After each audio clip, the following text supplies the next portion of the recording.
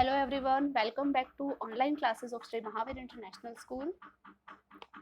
So in our last video, we discussed about the basic terms of accounting, and now also sorry, we are going to discuss some more basic terms, and this is your chapter 2nd in your book. We have completed chapter 1, that was meaning of accounting, objective, process, advantage, limitations, bookkeeping, accounting. These all were included in chapter 1st. All basic terms are included in chapter 2nd. So some basic terms we have discussed in our last videos, and now I am going to tell you some more basic terms of accounting. Okay. So your first basic term is here, capital receipts and revenue receipts. What is the difference between capital receipts and revenue receipts? Before knowing about capital and revenue, first of all you have to understand that what is the meaning of receipt. Receipt is a income source. Receipt is kind of income that you are receiving from someone, and it is divided into two kinds, that is capital receipt and revenue receipt. Capital receipt is you are getting from any asset, like suppose that you are selling any fixed assets in your business, so that is your capital receipt. Suppose that you are taking loan from any bank, so that is your capital receipts, because these all receipts will be related to long term, and revenue receipts will be related to short term. Means in revenue receipt we will include, like suppose that if you have any provisional shop, so in provisional shop we receive the amount from sale of goods. In our daily operation activity, we sell some sugar, tea, rice, this type of things. When we see in sell in a provisional shop, so these things or these receipts that we are getting from selling of goods, that will be revenue receipt. Suppose that if you are receiving commission, so that is revenue receipt. If you are receiving salary, so that is revenue receipt. But if you are selling any fixed assets of your business, so the income from sale of fixed assets will be your capital receipt. This is the main difference between capital receipt and revenue receipt. And the second point is here, capital expenditure and revenue expenditure. So in the same way, expenditures are also divided into two kinds, capital expenditures and revenue expenditures. Any expenditure which is incurred in acquiring or increasing the value of a fixed assets is termed as capital expenditure. Means suppose that you have expensed 5 lakh rupees for purchasing a building, so that 5 lakh rupees will be your capital expenditure, because you are spending your 5 lakh rupees for purchasing and fixed assets. Okay. And revenue expenditure, that expenditure the full benefit of which is received during one accounting period. Any expenditure whose benefit is received during one accounting period is termed as revenue expenditure. In this we will include salaries, rent, electricity charges. These are revenue expenditures. Okay. And the most important thing is there, that capital expenditures will be shown in balance sheet and revenue expenditures will be shown in trading and profit and loss account. Now you may get confused that ma'am, what is trading and profit and loss account and what is balance sheet, because these are new words for you. But don't worry, we will discuss these accounts in our next video, and these are very interesting topic, so don't worry about it. So I hope these two topics are clear. Let's move to third basic term, that is deferred revenue expenditure. Deferred revenue expenditure means this is also a kind of revenue expenditure, but the benefit of these revenue expenditures are for more than 1 year. Means you can say that deferred revenue expenditures give you benefit for 3 to 7 years, more than 3 years or less than 7 years. These are the deferred revenue expenditures. Like in this, we include that most important or most good example of deferred revenue expenditures is advertisement expenses. Suppose that I'm giving you one example and I'm showing you with the help of camera also.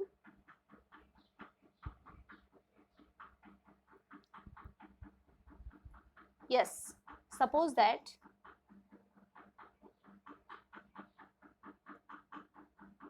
advertisement expenses. A business is spending 2 lakh rupees on advertisement of a new product of company.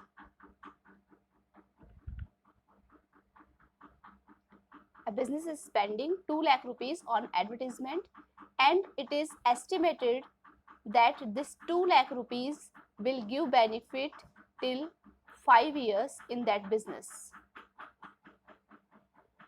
2 lakh rupees will give benefit for 5 years. So what you have to do, this 2 lakh rupees is your deferred revenue expenditures, because these will give you benefit more than 3 years and less than 7 years. So the most important thing is here also that this 2 lakh rupees of expenses will not be written only in 1 year, because we are using this 2 lakh rupees in 5 years. It means 40,000 rupees per year expenditure. So in your accounts you will show that every year you are spending 40,000 rupees on advertisement. Are you getting my point? That deferred revenue expenditures will be example of revenue expenditure, but the difference is here the deferred revenue expenditures give you benefit for long time, and these are not written off only for 1 year. These will be written off in all the years in which it is estimated, in which its life is estimated. Okay, so these are deferred revenue expenditures. Now fourth point, revenue. Fourth point, revenue, and fifth point, income. Try to know this point very carefully, because these 2 points may be same, but there is a little difference between both the points.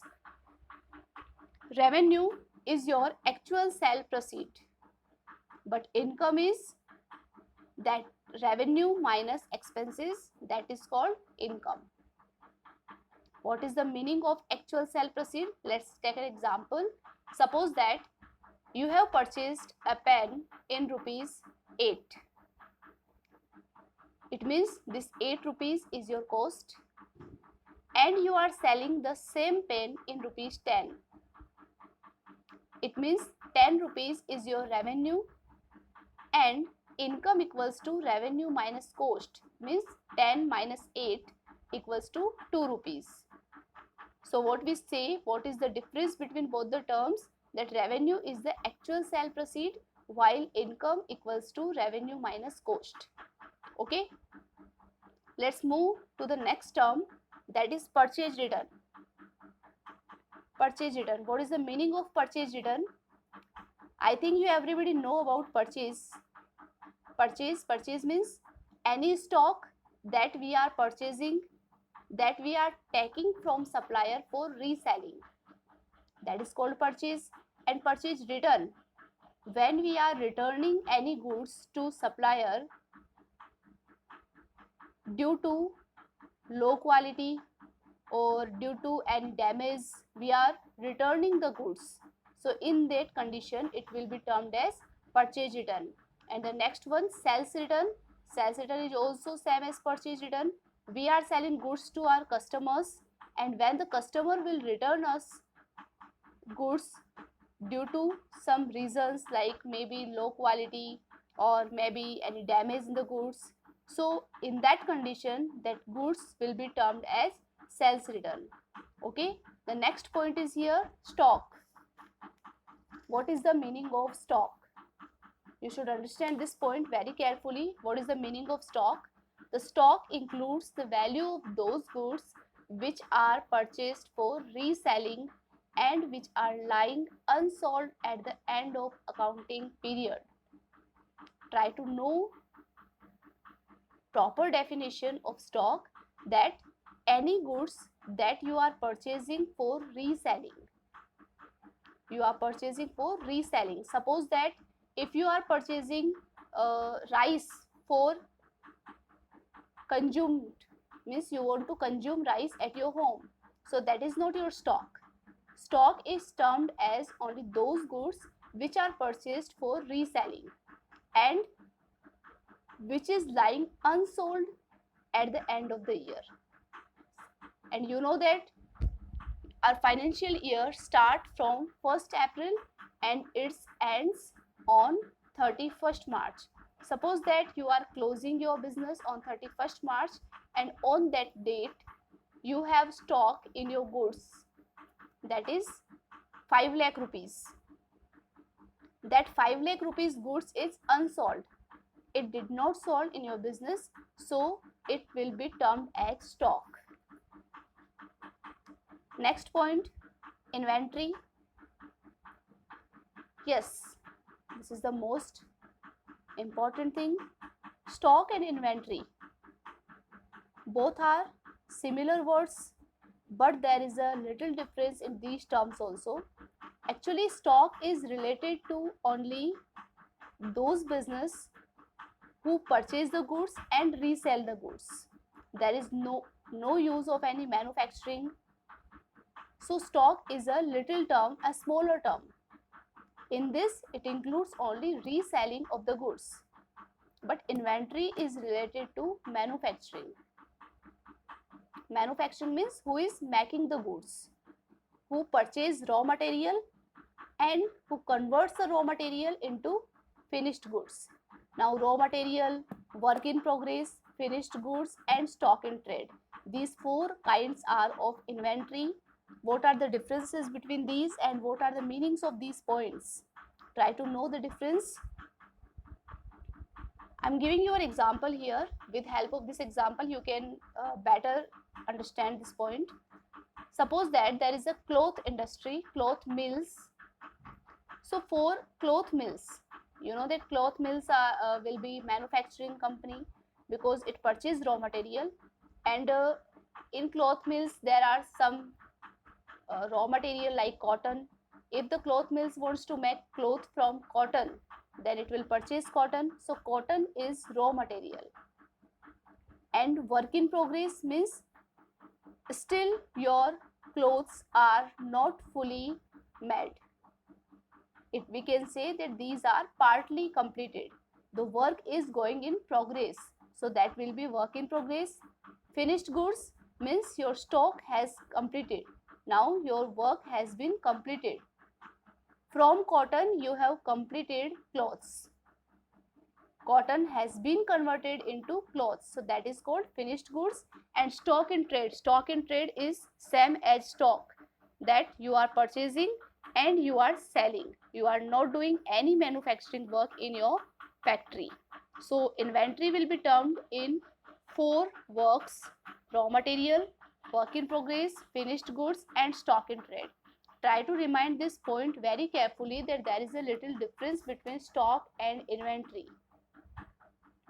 Stock refers only to the value of those goods which are purchased for reselling and which are lying unsold at the end of the accounting period, whereas the inventory is a wide term which includes stock also. That is, stock is also included in inventory, but inventory is not included into stock. Next point, trade receivables. Actually, 2 terms are included in trade receivables, debtors and BR. One point in trade receivable that is most important, that trade receivable arises only in that condition when you are selling your goods on credit. As I already told you, that debtors are the person to whom we are selling our goods on credit. So debtors and BR. What is the meaning of BR? BR's full form is bills receivable. Bills receivable. Bills receivable, I will explain this term also. So debtors and BR are included in trade receivables. Debtors are the person to whom we are selling goods on credit. And BR, what is the meaning of BR? It is a kind of bill. It is a kind of bill. Which type of bill? suppose that you are selling goods to your debtor and your debtor is promising you to pay the amount after 2 months. Your debtor is promising you to pay the amount after 2 months, but you don't have trust on your debtor. So what will you say? You will say to your debtor that write a bill and promise in that bill that I will pay this amount after 2 months to this person. Means you will take in return that the debtor will pay this amount after 2 months on this date, and on that bill there will be signature of that person, means that debtor and receiver also. So this bill will be called bills receivable. Okay, let's take next point, trade payables. Trade payables is just fully opposite to trade receivables. Debtors are the person to whom we are selling goods on credit, and creditors are the person from whom we are purchasing goods on credit. And the same way, BP is opposite to BR. BP means bills payable. Bills payable means bill that we will give to our creditor. As we don't have trust to our debtor, so in the same way, creditor will also not have trust on us. So we will give a bill to the creditor, and that bill will be called bills payable. In that bill, we will mention that we will pay you 5 lakh rupees or whatever the amount after 1 month, after 2 months. So this type of handwritten thing is there in that bill. It is a promise of making payment after a certain time. So these bills will be called bills payable. Next point is cost. What is the meaning of cost? Let's take an example. I am making you understand with the help of an example. Suppose that you are purchasing a fridge, a refrigerator for your house. The cost of refrigerator is 20,000. Just assume that cost of refrigerator is 20,000. This is the showroom price. When you are going to the showroom and there you purchase the fridge for rupees 20,000, and now you know that you will not take that fridge in your hands. Obviously, you have to hire any vehicle for taking the fridge. So from the showroom, fridge supply will be at your home. So the charges of this supplying, means you can say transportation charges from the showroom to your home, will also be included in this cost. Means whenever you are purchasing any asset, so the installation expenses, transportation charges, freight charges, labor charges, whatever the charges are, all will be included in that cost. In the same way, I'm giving you one more example for your better understanding. A shopkeeper purchases some items, like suppose that a shopkeeper purchases pens. So the wholesaler rate is 4 rupees per pen, but when the retailer means who sells to customers, so when the retailers take that pen from wholesaler, so the cost is 4 rupees. But from wholesaler to retailer, there will be installation charges also, transportation charges also, means he will carry that goods in buses or in transport, whatever. So he will have to pay some other charges. So that charges are also included in the cost. Actual price was 4 rupees, but after including all the expenses, now your cost is 4 rupees 50 paisa. So the shopkeeper will charge 4 rupees 50 paisa as a cost. He will not think that 50 paisa is not my cost. No, 50 paisa cost is also included in that 4 rupees.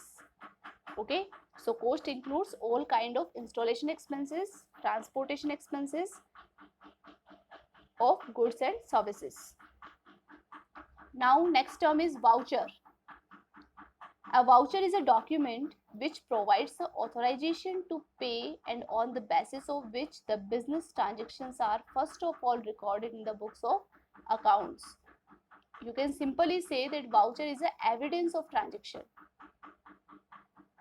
How? Suppose that you are, in simple words, I can say that you are paying school fee. You are paying school fee, but if you don't have the slip, the receipt of that fees payment, so you don't have any evidence of this payment. So voucher is an evidence. You can say that whenever you are going to purchase any amount from any goods from shopkeeper, so in return you get a slip, you get a receipt, so that receipt is termed as your voucher. On the basis of that receipt, accountant prepares vouchers, and vouchers are evidences of business transactions. On the basis of vouchers, your transactions are recorded in the books of accounts. Next point, rebate. In our last video, I discussed about discount. I think now you everybody know about the discount, as I discussed about cash discount, trade discount. I'm just repeating the definition of both discounts. Trade discount, that is given to every customer for increasing the sales in a business, while cash discount is given to only those customers who are giving you cash payment. Okay, and now rebate is a word here that is a little different from discount. Rebate is also a reduction in the value of goods sold allowed by the seller after the goods have been sold. Means while the seller has sold goods to the customers, so after selling he gives some reduction in the price of goods.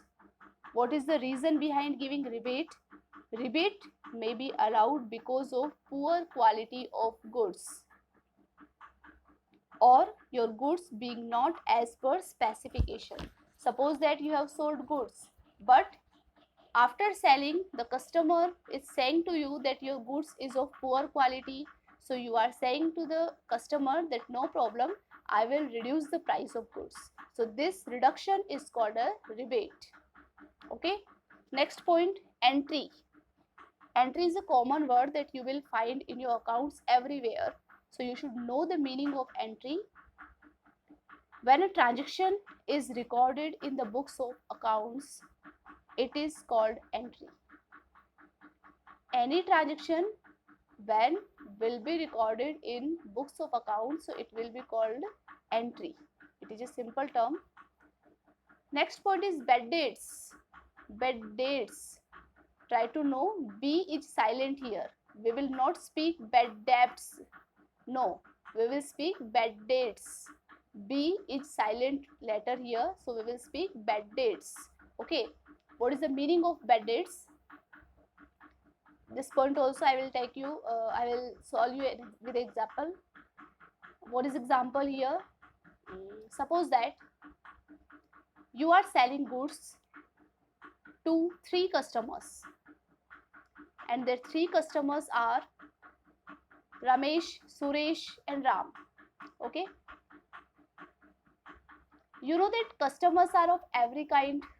Some customers may be that will give you immediately payment, or sure they will give you payment. Some customers may be that you are not sure we will receive payment or not. And the third kind of customers are that you are sure that we will not receive payment from these customers. Means these 3 customers are termed as good debtors, doubtful debtors and bad debtors. Good debtors are those who will give you payment. Doubtful debtors means you have doubt, you are confused that you may receive payment or may not receive.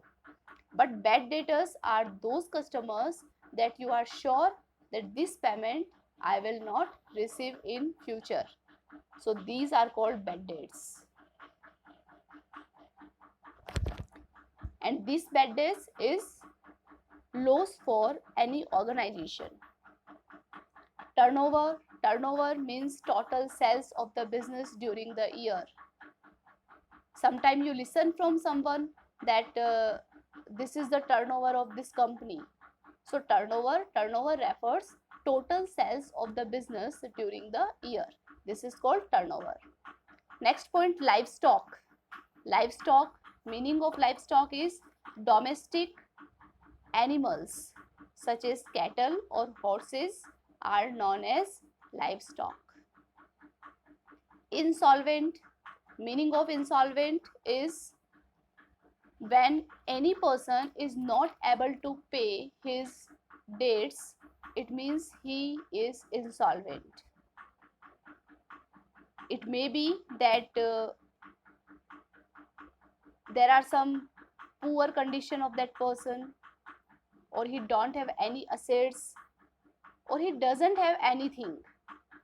Means overall he is not in the position to pay his debts, to pay his loans, so that person will be called insolvent. And solvent will be just opposite to insolvent, means when the person is in the position to pay its debts, so that will be called solvent. The next point is GST. GST, I think everybody knows about GST. If you don't know, you have listened the name of GST, because at present everybody knows about GST. Everybody is suffering from this GST. GST, what is the full form of this? Goods and Service Tax. Goods and Service Tax. This is the full form of GST. So what is GST? Now I am telling you in short, because later we will discuss about GST full chapter, means that is a separate chapter of GST, but now just know the meaning of this tax. All indirect taxes have been merged into a single tax known as GST. Means before GST there were 5 or 6 type of taxes. So all these 5 or 6 type of taxes are merged into one tax, that is called GST, and this tax is paid at the time of purchase and is collected at the time of sale. Means whenever you are purchasing any goods, so you have to pay GST. But opposite of this, if you are selling any goods, so you will collect GST from customers, and this GST is finally paid to government. Okay, so these were some basic terms, and this is the ending of chapter number 2. I think you all have purchased books. If you don't purchase book, so I will share some images, some PDFs with you. With help of these you can read the chapters, and by my side I have completed 2 chapters. In next video I will start chapter number 3, and if you have any doubt, so ask me by WhatsApp, by comments, or by call, however. Okay, so thank you so much. Have a nice day. Bye.